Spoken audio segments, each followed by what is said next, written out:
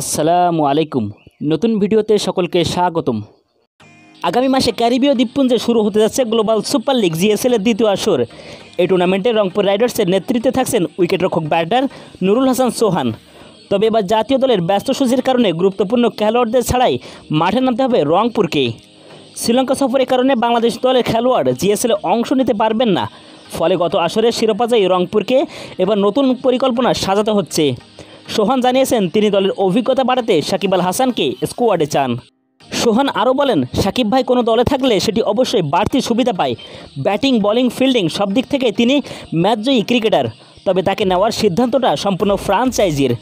সাকিব সম্প্রতি পাকিস্তান সুপার লিগে খেলেছেন। জাতীয় দলে ফেরার বিষয়টি এখনও অনিশ্চিত হলেও বিদেশি লিগে ফের সবর হচ্ছেন তিনি। এদিকে জিএসএলের সময় 10 থেকে 19 জুলাই শ্রীলঙ্কার বিপক্ষে টি-20 সিরিজে ব্যস্ত থাকবে বাংলাদেশ দল। সেই কারণে সৌম্য সরকার, রিশাদ হোসেন ও শেখ মেহেদির মতো ক্রিকেটারদের পাওয়া যাবে না বলে জানানো হয়েছে। সোহান বলেন, শ্রীলঙ্কা সিরিজে দল ঘোষণার পর বোঝা যাবে কারা কারা অনাপত্তিপত্র পাবে। তবে তার আগে নির্দিষ্ট পরিকল্পনা করা কঠিন।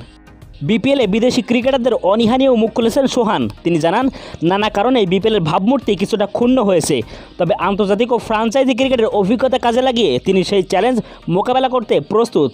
তো বন্ধুরা, এবারে গ্লোবাল সুপার লিগে রংপুর রাইডার্সের জার্সি থেকে দেখা যাবে সাকিব আল হাসানকে। জানিয়ে দিন আপনাদের মূল্যবান মতামত কমেন্ট বক্সে। আর ভিডিওটি ভালো লাগলে অবশ্যই একটি লাইক করে দিবেন। আর আপনি যদি খেলাধুলার সকল আপডেট সবার আগে পেতে চান তাহলে আমাদের চ্যানেলকে অবশ্যই সাবস্ক্রাইব করে রাখুন। তো দেখা হবে পরবর্তীতে নতুন কোনো ভিডিওতে। ততক্ষণ পর্যন্ত ভালো থাকুন, সুস্থ থাকুন। আল্লাহ হাফেজ।